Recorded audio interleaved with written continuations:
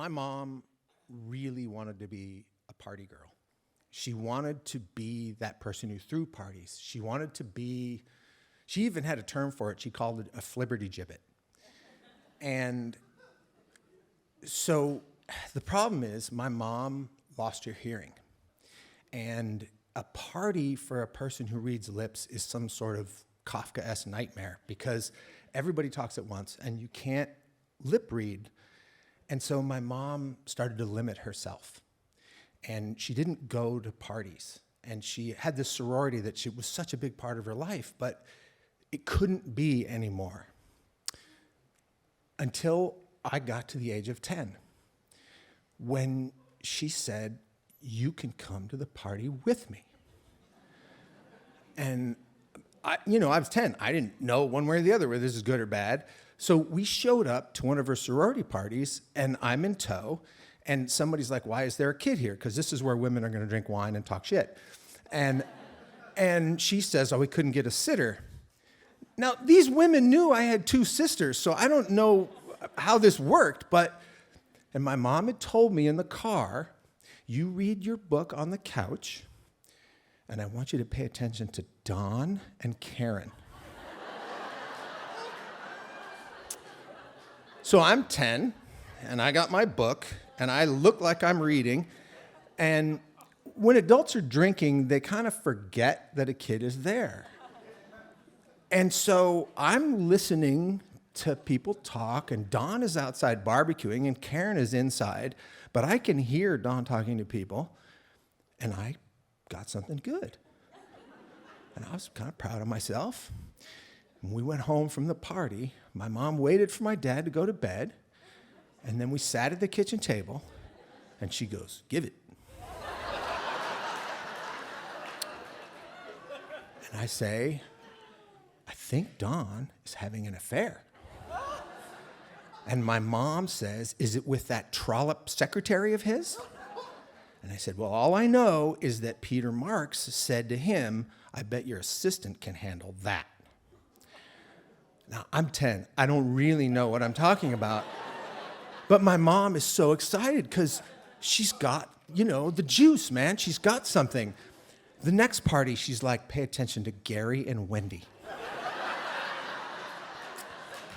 So I got the same book, which, by the way, I hadn't turned a page in. And I sit near Wendy, and there's something that she says to somebody else. And then I'm looking at Gary, and Gary, he never seems to warm up to women. So that night at the table, my mom says, "What's going on with Gary?" And I say, "I think he's like Cousin Kevin. Cousin Kevin's gay." And my mom goes, "I think so too." But I think Wendy likes the health club and the swimming pool stuff so much, I don't think she'll leave him. Now, my 10-year-old mind is, But my mom can't hear these things, so I become that conduit for her. And this goes on until I'm 12. And I know stuff about everybody in town, and so does my mom, but we don't share it with anybody. It's just the two of us, and it becomes this connection that it just, at the time when you're 12, you don't know, right? You don't know. And then my teenage years come, and I stop doing it. And I don't interpret for her anymore. And I'm in the cafeteria, and it's college information day. And I'm a junior.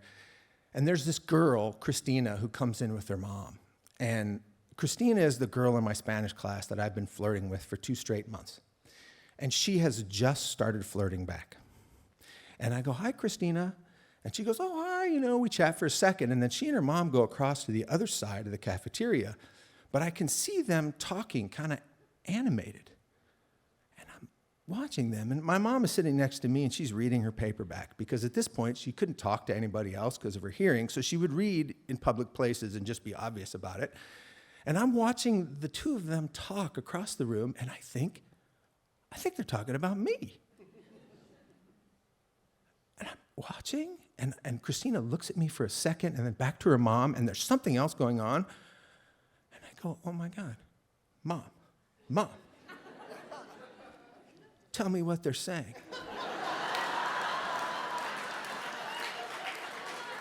My mom puts the book down, squints a little.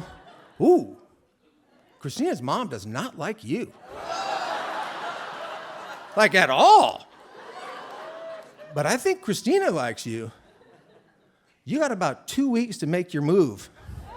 Because if a girl and her mom disagree about the boy, she's going to date that boy. I would love to say that my mom got me my first girlfriend. And she did. Thank you.